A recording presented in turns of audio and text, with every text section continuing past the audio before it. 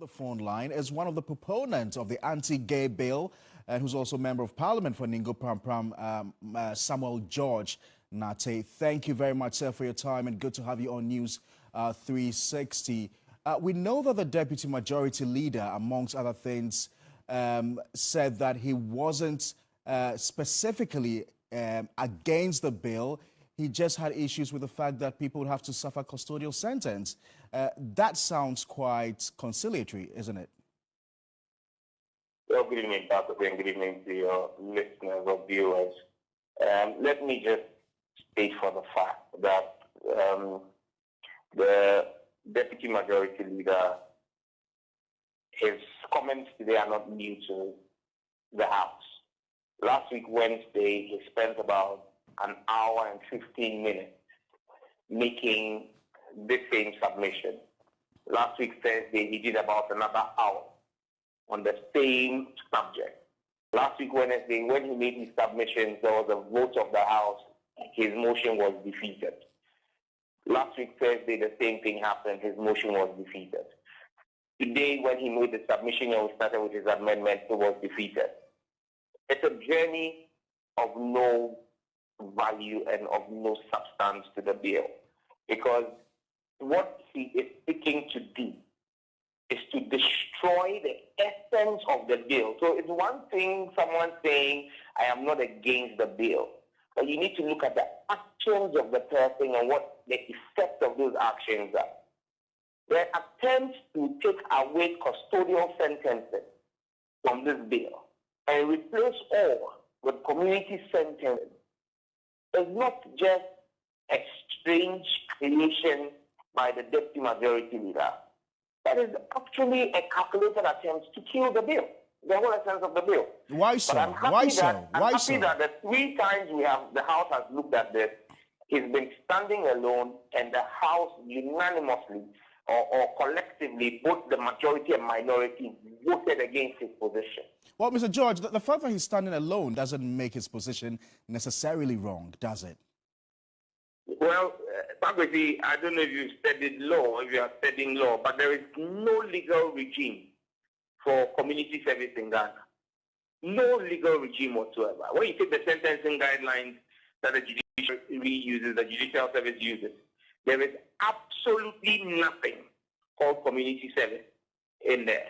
So if we were to pass this law today, and then someone is found guilty, an accused person is found guilty by a competent court of jurisdiction, what sentence is the judge going to give the person? The community sentence, what is it?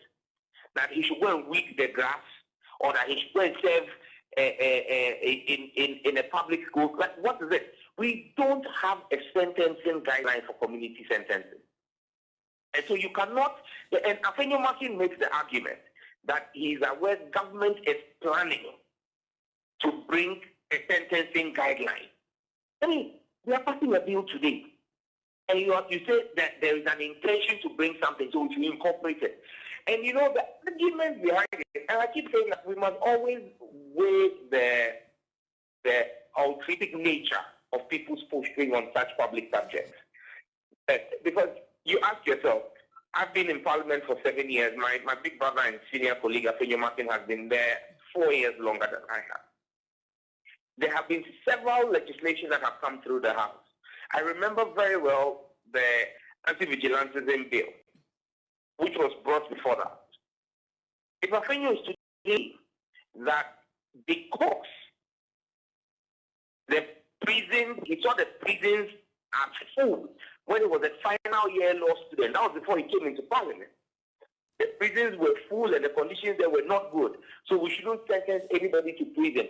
Why is it that Afenyo supported government in anti-vigilantism bill that sentences people to jail for being part of a vigilantism group? Right.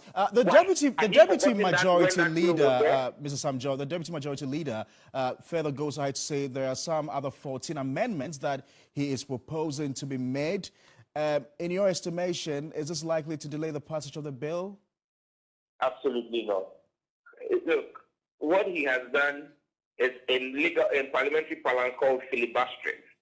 It's trying to delay the process, to filibuster the process. But it's not going to go far. Parliament we're masters of our own rule, and he has filed 14 amendments. We've done one. It's left with 13 of them. Now, if you take the amendment he has filed, it is the same amendment he has filed 14 times. The same thing, same wording, same thing 14 times. Now, the Speaker took the first one today on clause 4. Afenyo made his justification, and I rose and countered him and established the fact before the House that Afenyo's argument did not hold, because Afenyo made the case that international law places an obligation on us to be mindful of how we incarcerate people because of their preferences. Then I reminded him that international law also places a similar obligation on a country like the United States, where he is seeking to get some of these ideas from. But in the U.S., a man is jailed for between 6 to 10 years for having 2 wives. Is that also not an international obligation on the United States? At least in Ghana, since 1992, we have not sentenced, we have not executed anybody on death row. Yet in January this year, the United States again killed a man or executed a man on death row who they had previously given a lethal injection and he didn't die. For the first time in the history of the world, used nitrogen gas to execute a human being. Right. So America is not a place we learn international obligations from. Right. They have to learn from us. Right. I'm afraid we've got to leave it here, Mr. Samuel George. I do appreciate your time. Thank you so much for joining us here on News 360.